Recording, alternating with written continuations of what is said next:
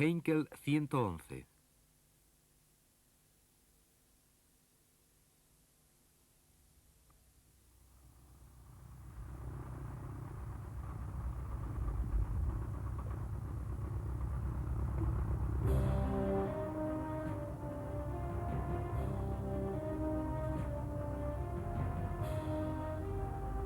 Quizás el avión que pueda representar mejor el poder de bombardeo de la Alemania durante la Segunda Guerra Mundial sea el Heinkel 111 de la Luftwaffe. Concebido en secreto, pero más tarde producido a millares, este aerodinámico diseño combatió hasta el mismísimo final de la guerra y fue el bombardero medio característico de su época.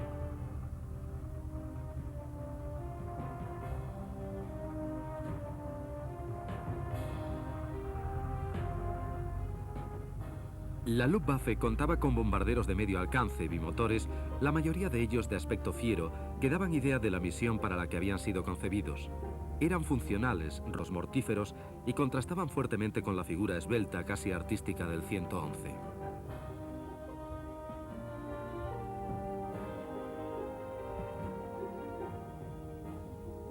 Pero las salientes torretas delataban claramente el cometido de este Heinkel. A pesar de su silueta, era un bombardero, un avión de guerra, un instrumento de destrucción.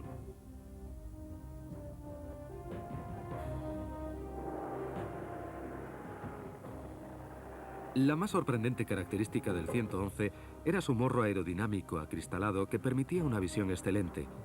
Para ello estaba algo desplazado a la derecha para facilitar la puntería del bombardero en el cumplimiento de su misión, seleccionando los blancos sobre los que debía descender la muerte.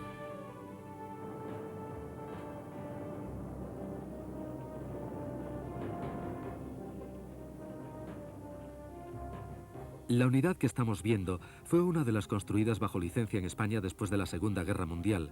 Curiosamente, lleva instalados los mismos motores del Spitfire inglés que luchó contra él en la batalla de Inglaterra, el Rolls-Royce Merlin. Por lo demás, externamente, es idéntico a la versión alemana. Tenía un fuselaje con una voluminosa sección central que delataba el papel original del 111, el de transporte rápido. Pero no era más que un lobo con la piel de cordero.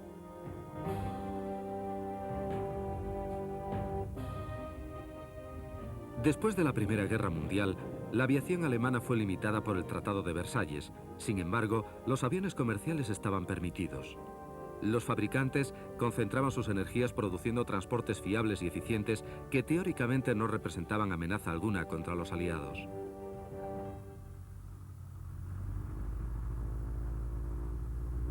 Gradualmente, iban apareciendo versiones más fuseladas como este Heinkel 70 Blitz o Relámpago, utilizado como correo aéreo, pero realmente usado para probar diseños con capacidad militar.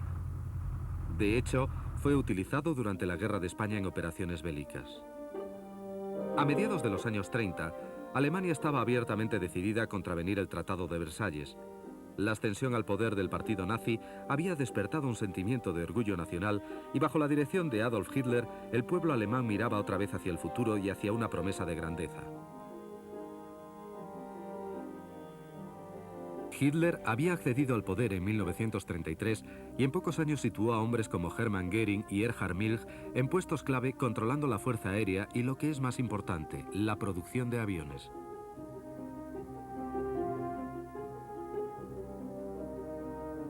Durante los años de cárcel, Hitler escribió su libro Mein Kampf, Mi lucha, donde claramente expuso que el espacio que Alemania necesitaba para expansionarse estaba en el este. No existía duda, pues, que su objetivo final era Rusia. Pero necesitaba tiempo para desarrollar sus fuerzas y consolidar su posición dentro del país. Con esta meta, se convocaron varias manifestaciones de proporciones difíciles de imaginar. Pero todo este exhibicionismo tenía un objetivo único: impresionar. De esta manera, mientras el mundo estaba absorto, los planificadores de Hitler se preparaban para la siguiente guerra. Una guerra que ellos sabían que estaría muy influenciada por las lecciones aprendidas en la anterior, donde el tanque, el submarino y sobre todo el avión habían realizado su devastadora aparición.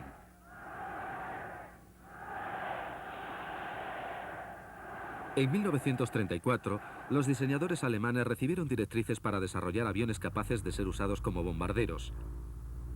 Heinkel, bajo un velo de secreto, aprovechó la experiencia obtenida con el HE-70 para desarrollar el 111 como transporte de alta velocidad, rápidamente transformable en bombardero moderno.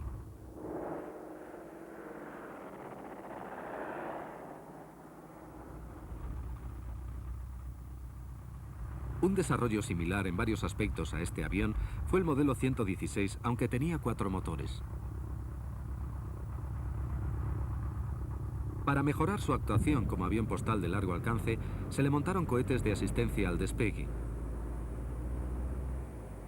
Todos los aviones gastan una parte importante de su combustible en esta fase y por consiguiente, si se puede reducir el tiempo que se tarda en elevar el avión, tanta más gasolina puede ser empleada para aumentar su autonomía.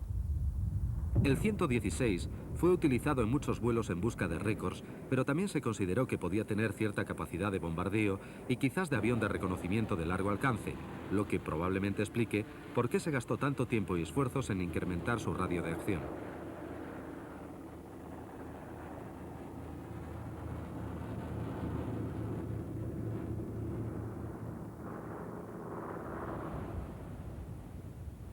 Pero algunas veces, las modificaciones fallaban y acababan en desastre.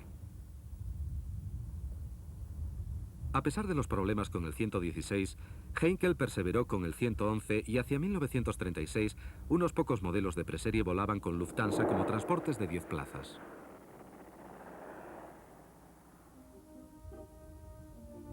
Pero no era la utilización civil lo que en realidad interesaba a la Luftwaffe, sino más bien la versión de bombardeo, construida de acuerdo con las especificaciones originales y que externamente difería muy poco de la civil, excepto por las protuberancias de 2 puestos de ametralladoras, que eran el símbolo de la poca importancia que habían prestado los diseñadores alemanes al riesgo que representaban los cazas del momento para este rápido bombardero.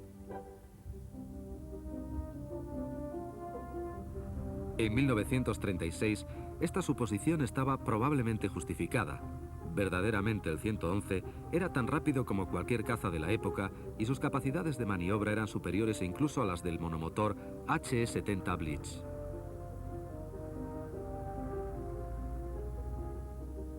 Comparado con los otros bombarderos usados por la Luftwaffe, el 111 era un paso hacia adelante significativo. No existía nada comparable a él en Europa.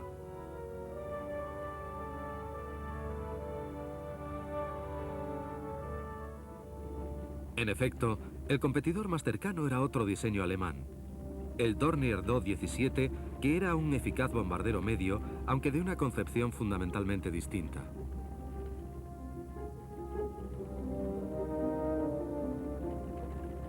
Curiosamente, el Dornier 17 había sido también diseñado desde el principio como un avión comercial, como sustituto del Heinkel 70, que a su vez había influido tanto en el 111. Del mismo modo, hubiera sido un avión postal rápido, aunque tuviera capacidad para transportar solo 6 pasajeros.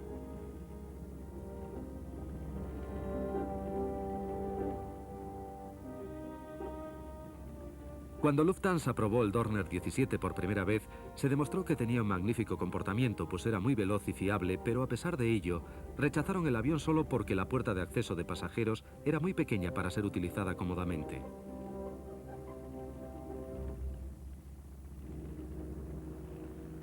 Los pocos ejemplares que se construyeron acabaron siendo guardados y fueron olvidados, de no ser por Robert Antach, un piloto que había volado el Do-17 conquistando varios récords.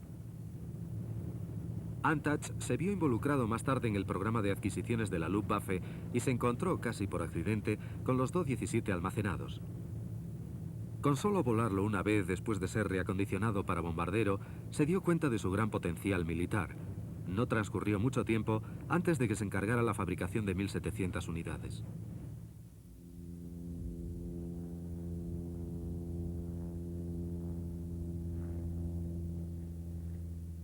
En los años que precedieron a la Segunda Guerra Mundial, en un ambiente de secreto total, ambos tipos de bombarderos fueron probados con diversas clases de armamentos. En estas imágenes, un Do-17 es probado soltando bombas en vuelo horizontal.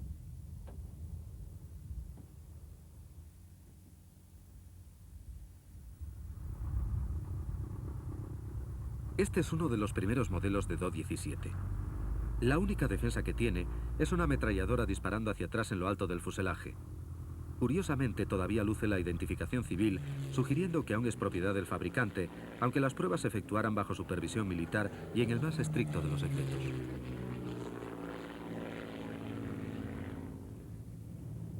Estos sorprendentes planos a cámara lenta dan idea de los resultados alcanzados en un bombardeo en vuelo rasante, donde el proyectil es virtualmente arrojado contra el objetivo. No obstante, en operaciones reales, el lanzamiento de altura, aunque menos preciso, demostró ser más práctico, pues no exponía al avión al fuego antiaéreo de tierra. En los años venideros, el fuego concentrado desde el suelo demostraría ser demoledor contra los bombarderos a baja altitud.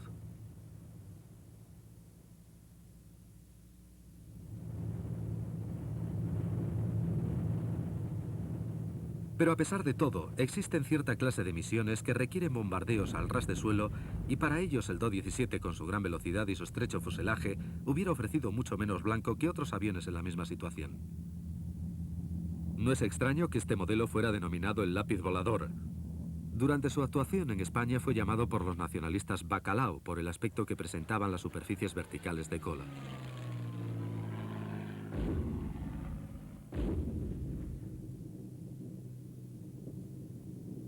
Otra clase de técnica probada antes de la Segunda Guerra Mundial fue la de ocultación por medio de humo. Se descargaban nubes artificiales al ras del suelo, pues eran consideradas un camuflaje efectivo para las posibles tropas de desembarco contra las baterías costeras. Aunque el método fue rara vez empleado en condiciones reales, ofrece una idea del pensamiento militar alemán de aquel momento. Existía un tercer y más avanzado bombardero medio de la Luftwaffe que voló junto con los otros dos. Era el Junkers 88. A diferencia de los otros, fue concebido desde un principio solamente como bombardero, sin aplicaciones civiles.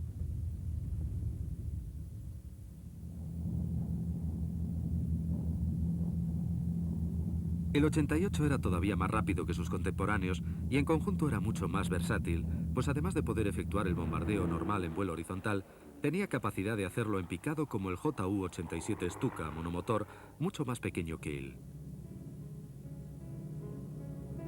Gran parte de la fabricación del HE-111 se realizaba en una factoría estatal modelo, frecuentemente utilizada para exhibición, situada a las afueras de Berlín y que se terminó de construir en mayo de 1937. Las autoridades alemanas invitaban con regularidad a representantes extranjeros a contemplar aquellas modélicas cadenas de producción, con la esperanza de influenciar o quizás incluso intimidar a otros países mediante la tradicional eficacia alemana. En cierta medida, estos espectáculos dieron resultado y una vecina de Alemania, Francia, quedó particularmente preocupada con lo que sus oficiales vieron. Sin duda, para aquellos alemanes que habían considerado al Tratado de Versalles como un insulto nacional, la nueva situación era una muy dulce venganza. Pero el temor a las factorías alemanas estaba realmente justificado. Los nazis no estaban produciendo aquellas modernas máquinas de guerra solamente para impresionar. Existía una intencionalidad funcional en lo que estaban haciendo. Pero primeramente tenían que ganar algún tiempo respecto a su objetivo real, Rusia, y así a mediados de 1939 anunciaron un pacto de no agresión con la Unión Soviética, aunque ninguno de los firmantes esperaba cumplirlo.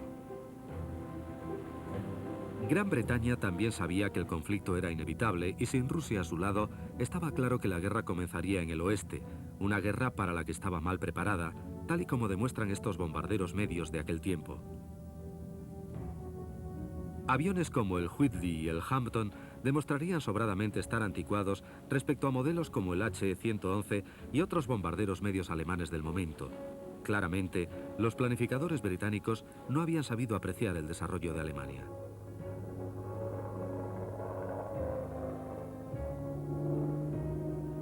Incluso los diseños posteriores, como el Bristol Beaufort, dejaban mucho que desear como bombarderos medios convencionales. Fueron utilizados principalmente como bombarderos y torpederos marítimos.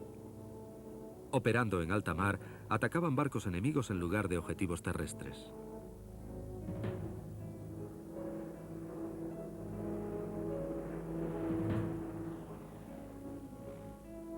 Pero entre tantos fallos, existía una excepción a la mediocridad de los bombarderos medios británicos. El Vickers Wellington era una máquina robusta y eficaz y pronto llegaría a quedarse casi solo en las misiones de bombardeo medio que también desarrolló en las primeras etapas de la Segunda Guerra Mundial.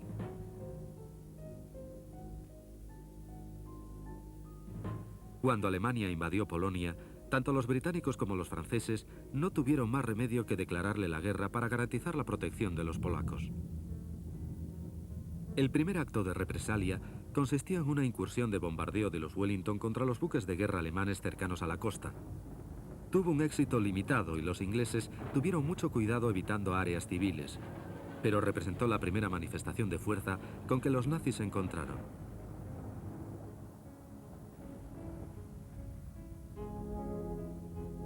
Al terminar la conquista de Polonia, la Luftwaffe dirigió enseguida su atención hacia el oeste. Noruega, Holanda, Bélgica y pronto incluso Francia caerían bajo los nazis, todas arrolladas por la denominada Blitzkrieg o guerra relámpago diseñada por el alto mando alemán.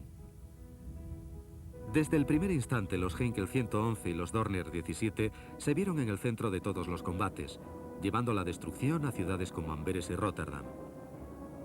Los nazis esperaban establecer el nuevo orden y su Reich, que duraría 1000 años, entre las ruinas que iban dejando atrás.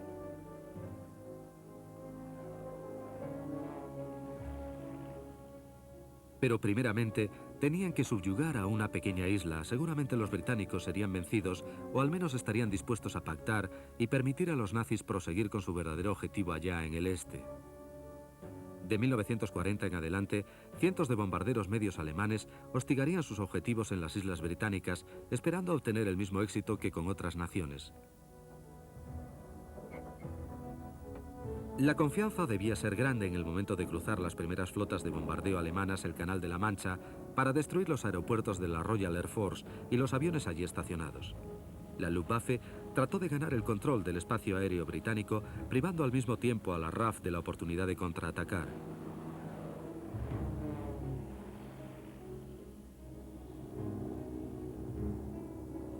Pero esta vez, las cosas serían muy diferentes para la Armada Aérea Alemana.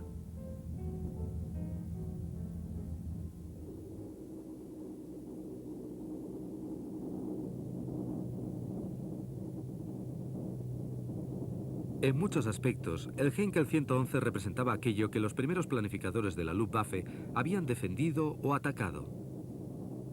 Quizás el mejor estratega de todos ellos fue el general Walter Weber.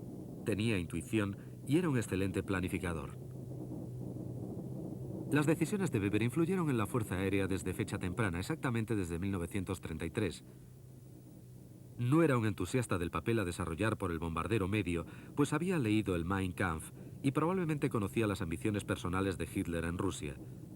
Con esta intención, había apoyado firmemente los bombarderos cuatrimotores de largo radio de acción que permitirían volar muy adentro de la Unión Soviética y destruir sus armamentos justamente en los centros de producción, donde se pueden obtener los mejores resultados con el menor esfuerzo. Desgraciadamente, Weber murió mientras volaba un Heinkel 70 y sus planes no fueron nunca puestos en acción. Al contrario, un gran número de pequeños aviones fueron construidos en su lugar. La decisión de cancelar el bombardero de largo radio de acción bien pudo haberle costado la guerra a Alemania. Ciertamente, de haber vivido Weber, Alemania hubiera tenido la capacidad de castigar a la Unión Soviética bien dentro de su territorio. Un simple accidente de aviación le había resultado muy caro a Alemania. El general Harbach habla acerca de Walter Weber. Era sorprendente que él procediese del ejército, del Estado Mayor. ¿Cómo se las arreglaría en su nuevo puesto de jefe del Estado Mayor del aire? Pues lo hizo magníficamente.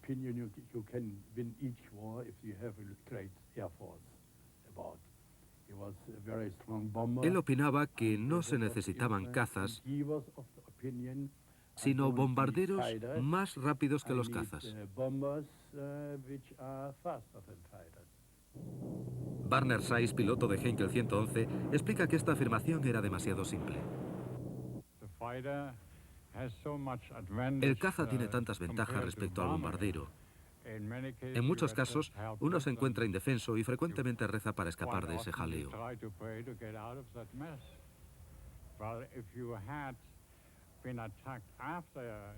No obstante, si se es atacado cuando se han lanzado las bombas, el avión naturalmente está en mejores condiciones para efectuar maniobras evasivas.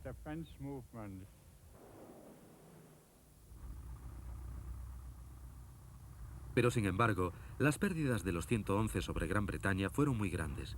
Se les dio protección adicional por medio de Messerschmitt 110 de largo radio de acción con armamento pesado.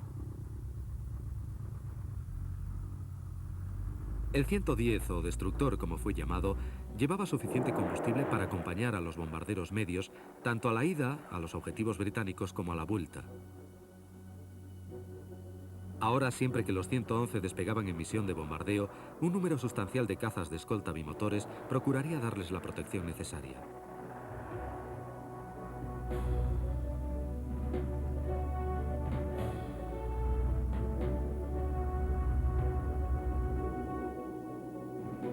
El mismo Goering había defendido la idea de los cazas de escolta de largo radio de acción y esperaba grandes mejoras cuando entraran en servicio. Pero desgraciadamente para la Luftwaffe, aunque el 110 poseía la velocidad, el radio de acción y la potencia de fuego necesaria, comparado con los cazas británicos, no era maniobrable y pronto serían derribados tantos escoltas alemanes como bombarderos, a los que se suponía que iban a proteger.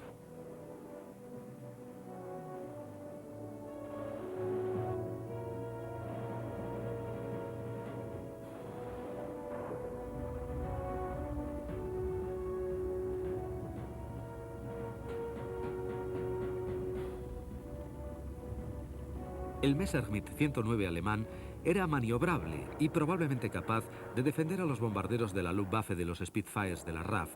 Sin embargo, no fueron usados correctamente, pero incluso, si lo hubieran sido, su muy limitado radio de acción solo les permitía volar 20 minutos sobre Inglaterra, y este tiempo no era suficiente para proteger a los bombarderos en su misión.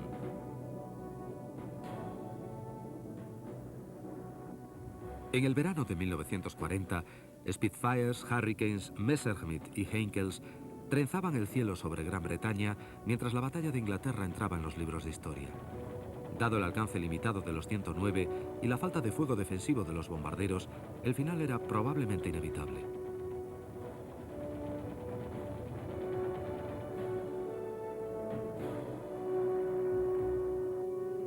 Cientos de aviones alemanes fueron derribados y muchos más cayeron al mar por falta de combustible.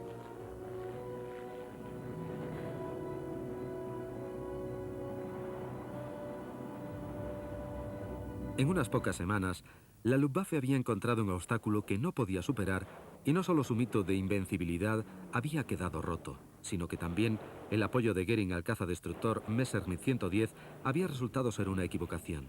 Desde este momento, el poder de Goering dentro del partido nazi se iría desvaneciendo lentamente.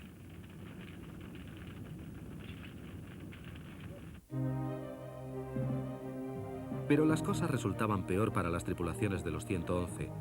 Aquellos hombres no tenían más remedio que vivir o morir con los errores de Goering. El tiempo dentro de un bombardero alemán en el verano de 1940 debía transcurrir muy lentamente.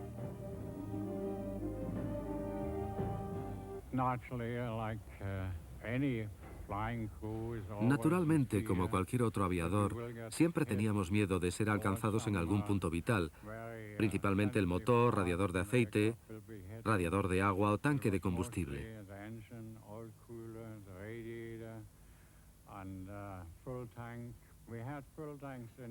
Teníamos tanques de combustible con un recubrimiento especial de caucho y estaba relleno de goma líquida. De esta manera, si un proyectil atravesaba el depósito, el líquido taponaría el orificio producido por la bala, pero si esta era una trazadora, entonces explotaría.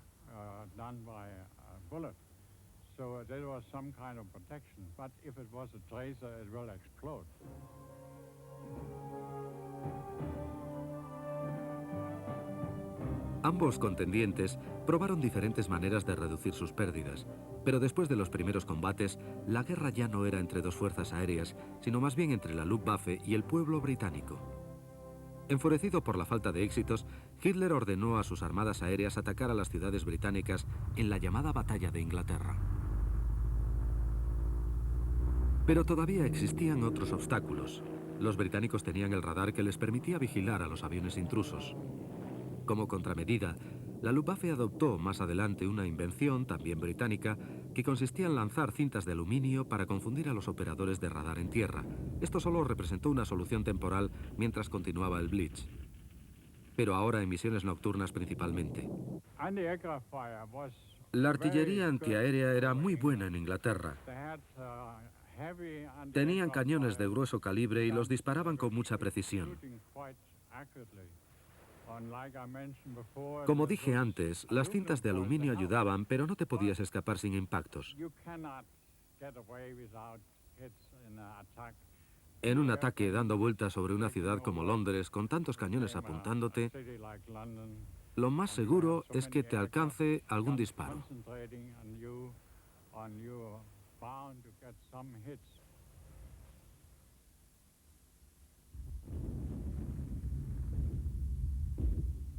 Ciertamente, las misiones de bombardeo parecían haber reducido pérdidas cuando operaban en la oscuridad de la noche. También los británicos lo sabían. Por ello enviaron sus primeros Lancaster en misiones nocturnas contra Alemania. El Lancaster poseía lo que el general Weber hubiera deseado: largo radio de acción, gran carga de bombas y buenas defensas de sus eficaces puestos de ametralladoras. Los bombardeos nocturnos de los Lancaster sobre el tenue cielo de Alemania devolvieron con creces el Blitz contra Londres.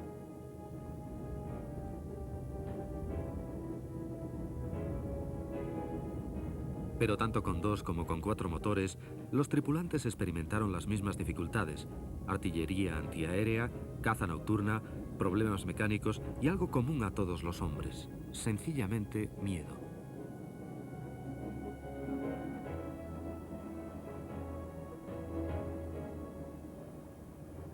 En 1942, los americanos llegaron a Europa con sus cuatrimotores.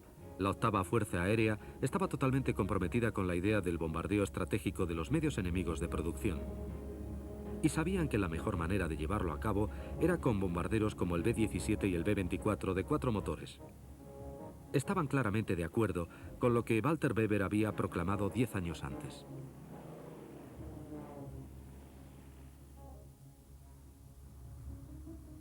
Incluso los rusos tenían un bombardero de 4 motores de largo radio de acción, el DB-7, un avión enorme de 36 metros de envergadura, probablemente capaz de llevar a cabo los mismos cometidos que el Lancaster. Provenía de una larga serie de bombarderos pesados rusos. Aunque sorprendentemente actuó en pocas ocasiones, demostró que los soviéticos se dieron cuenta de la importancia de tener un avión de esta clase en su arsenal.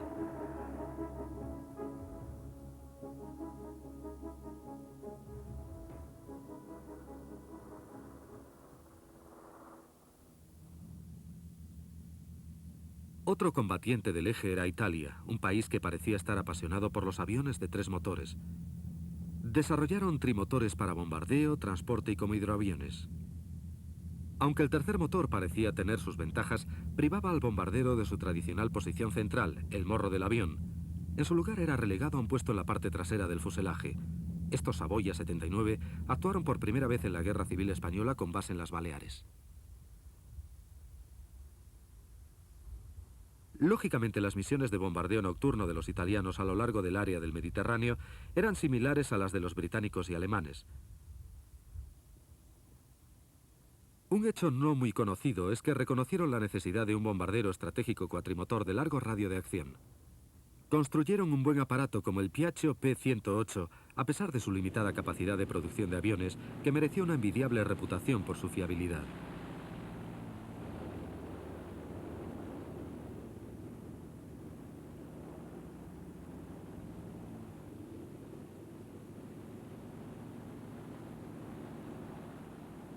Aunque no se construyeron muchas unidades, el 108, sin embargo, cumplía todos los requisitos deseados por el general Weber. Poseía largo radio de acción, gran capacidad de bombas y un fuego defensivo adecuado. En muchos aspectos se comportaba igual que el B-17. La Fuerza Aérea Italiana utilizó frecuentemente sus 108 para atacar objetivos marítimos e instalaciones costeras.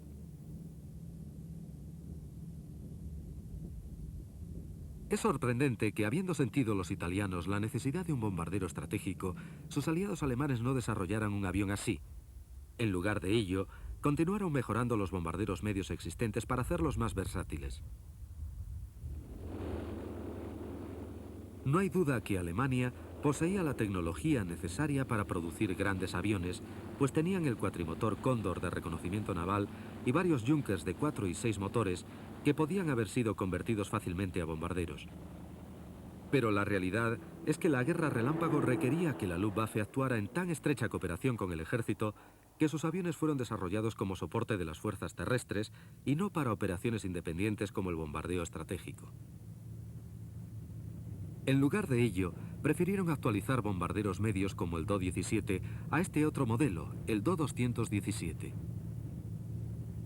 Tenía una amplia bodega de bombas y una razonable carga útil, pero su mayor virtud era la versatilidad. No era un avión especializado, sino más bien un comodín para todo, ideal para cubrir las necesidades del ejército. Sin ser modificado, podía pasar a ser un bombardero en picado simplemente con utilizar los frenos situados en su cola, una gran mejora respecto a los frenos instalados en las alas.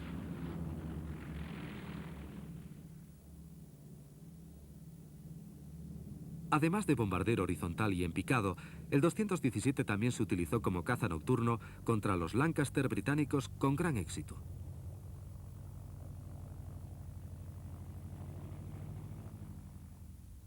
Se construyeron cerca de 2.217 actualizados, incluyendo unos pocos con un tercer motor instalado dentro del fuselaje que movía un compresor que alimentaba a los otros dos motores en las alas para mejorar sus prestaciones a gran altura.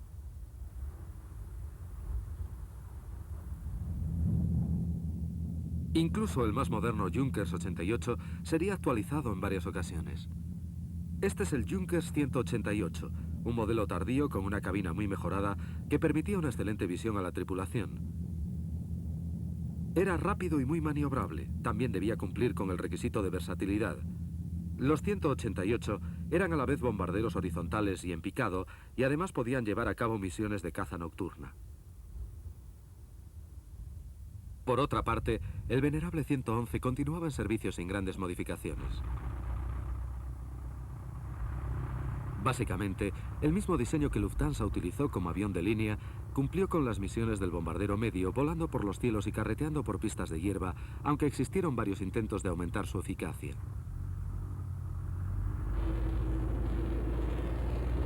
Igual que se habían efectuado pruebas con el Heinkel 116 para reducir el tiempo de despegue e incrementar el radio de acción, el 111 también utilizó cohetes de asistencia.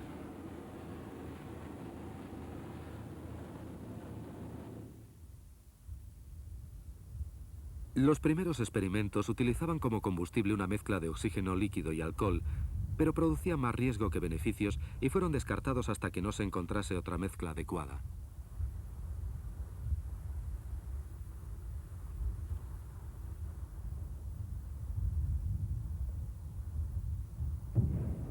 Un combustible mucho más satisfactorio era la mezcla de peróxido de hidrógeno y alcohol metílico, como el que impulsaba a los famosos aviones cohete alemanes. Los ingenieros desarrollaron unos cohetes que podían ser rápidamente instalados bajo las alas de los 111 justo antes del despegue.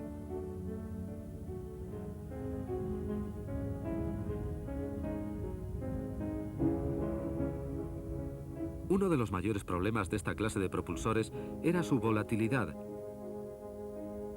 Si entraban en contacto entre sí por cualquier error, se podía causar un gran daño, tanto al avión como a los que estuvieran trabajando con él. Por eso se tomaban siempre las mayores precauciones.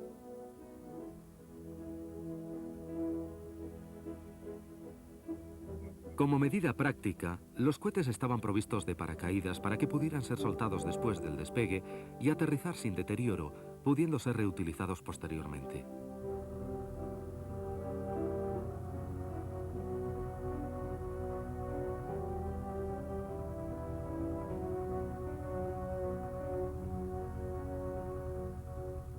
Cuando los motores de explosión aumentaban las revoluciones y el avión empezaba a correr, el piloto encendía su fuente adicional de potencia y el 111 era sacudido por el impacto de un gran empuje extra.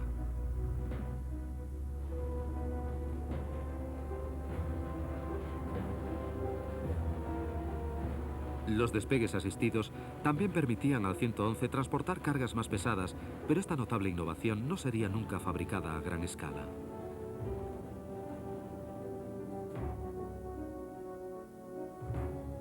En los cometidos también demostró el 111 su versatilidad, por ejemplo, como lanzador de misiles.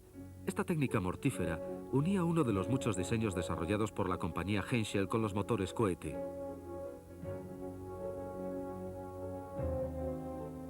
Este es el modelo 293, al que se le está instalando su motor.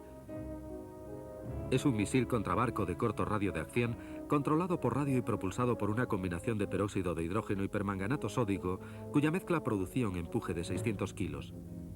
La combustión solo duraba alrededor de 10 segundos, aunque era suficiente para hacer que el misil saliera disparado a más de 200 kilómetros por hora respecto al avión que lo lanzaba.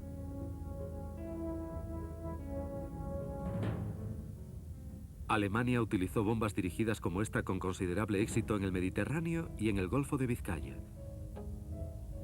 Su principal ventaja era que permitía al avión nodriza permanecer lejos de los cañones enemigos cuando lanzaba su carga de muerte. La otra ventaja del 293 era su precisión, conseguida por medio de un radiotransmisor montado en el avión nodriza que enviaba señales a un receptor en el misil. Con esta unidad, el operador, situado en la parte delantera de su Heinkel 111, podía ajustar constantemente la posición del misil hasta el momento del impacto.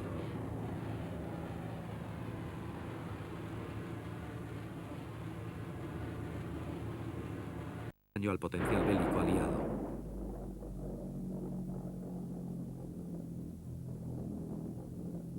La V1, aunque normalmente disparada desde una rampa, podía ser también lanzada desde un Heinkel 111 especialmente equipado. A pesar de que algunas veces se haya dicho que no representaba un peligro efectivo, la V1 era capaz de causar un gran daño a la población británica. El general Eisenhower dijo de ella que la consideraba una gran amenaza para los desembarcos en Normandía.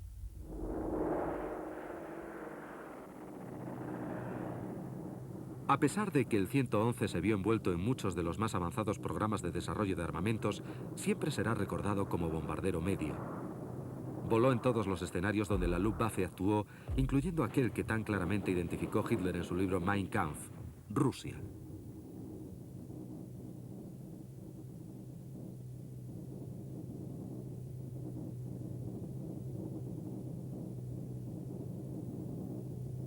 Desde el comienzo de la Operación Barbarossa, que era el ataque sorpresa de Hitler a la Unión Soviética, los 111 fueron usados en combate contra el enemigo. A lo largo de aquella terrible campaña, luchando en las peores condiciones, este anticuado diseño de 1934 trató de penetrar en Rusia lo más lejos posible.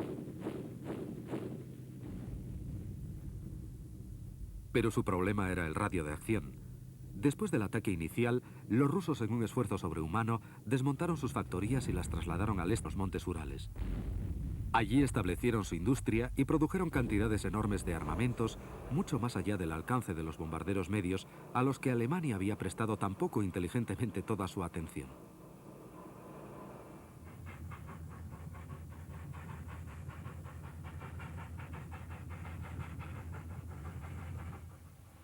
Si la demanda de Weber de bombarderos de largo radio de acción no hubiera sido cancelada, la Luftwaffe hubiera tenido casi con certeza un avión similar al Lancaster o al B-17, con el cual podría haber perseguido a los rusos a lo largo de los Urales y haberles privado de las armas que después serían utilizadas sobre el propio suelo alemán.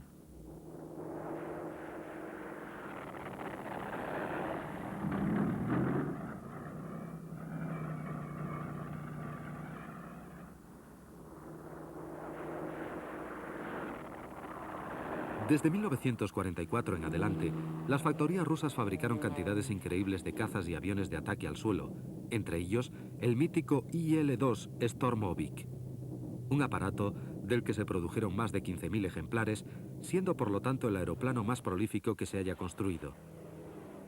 Además, esa fantástica cantidad se consiguió en unos pocos años.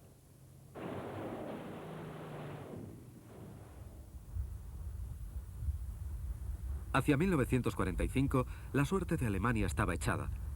Se podía percibir fácilmente por los restos de aviones diseminados por las pistas de la Luftwaffe a lo largo del país. Era el resultado de un martilleo constante desde tierra y aire conforme los aliados iban estrechando el cerco en todos los frentes. Desde aquel momento, una cierta cantidad de 111 caerían en manos de los aliados. Por supuesto, algunos ejemplares aislados habrían sido ya capturados durante la guerra. Los británicos estaban particularmente familiarizados con este modelo, que incluso llegaron a utilizar alguna vez como transporte en su propio beneficio. Pero cuando la guerra se terminó, existía la posibilidad de estudiar el 111 más detenidamente para ver cómo y por qué funcionaba, así como los secretos de su construcción. Este es un equipo de recuperación americano en vías de desmantelar uno de los últimos modelos del 111 apresado recientemente como botín de guerra. Sería desmontado convenientemente para poder ser embalado y enviado a América por barco, de forma que se pudieran establecer comparaciones sobre los puntos fuertes de su construcción. Incluso aunque, en muchos aspectos, era un bombardero anticuado mucho antes de que la guerra terminase. La Luftwaffe había demostrado que el 111 poseía muchas facetas interesantes que la Fuerza Aérea Americana deseaba analizar y comparar en su cuartel general de investigación en Ohio.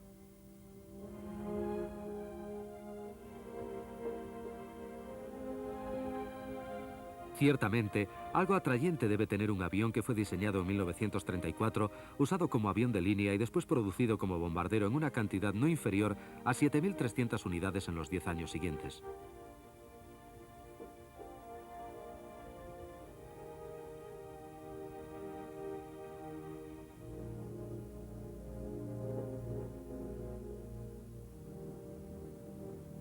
Pero quizás ahí residía el problema. No puede existir duda que el 111, con su característico morro acristalado, era un diseño notable que dio constante servicio con muy pocas modificaciones. Precisamente esta cualidad era un argumento en contra de la producción del bombardero de los Urales de 4 motores, pues una sola arma estratégica de esta clase hubiera costado a los alemanes el equivalente de 2,5 111 en términos de material y horas hombre.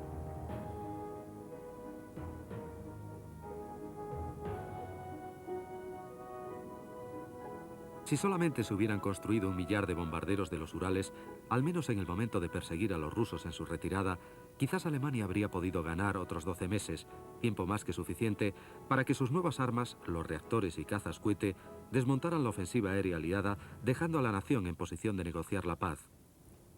Pero tal vez, en ese caso, la bomba de Hiroshima hubiera sido conocida por la historia como la bomba de Berlín. Antes del ataque a Polonia y de que comenzara el holocausto que tuvo lugar a continuación, Alemania había probado sus armamentos en la Guerra Civil Española. Para ella, esta contienda no había representado nada más que un campo de pruebas o un ensayo general de la obra principal que a continuación iba a ser representada. El bombardeo de Londres fue ensayado en miniatura en Guernica. Las formaciones de cazas por parejas, que hoy siguen siendo usadas por todas las fuerzas aéreas del mundo, también se ensayaron en España. El bombardeo en picado se experimentó en aquella guerra por primera vez con el famoso Stuka. Los bombarderos medios, HE-111, DO-17 y JU-86, comenzaron allí su carrera bélica. Todos de Gran Bretaña.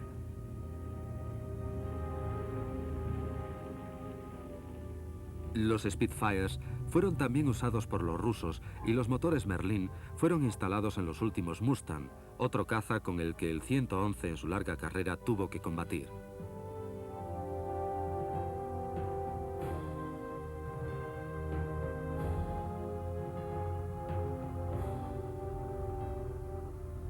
Concebido en secreto debido a las restricciones de Versalles, el 111 solo engañó durante un breve lapso de tiempo al mundo cuando fue puesto en servicio como transporte civil. Su destino real era claramente el de un bombardero medio para apoyar a Hitler en su guerra relámpago a través de Europa.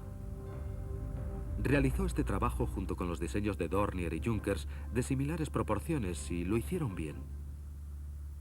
Pero nunca llegaron a tener éxito con el papel asignado a los bombarderos de largo radio de acción que Weber había previsto. El Heinkel 111 será siempre recordado como el bombardero secreto.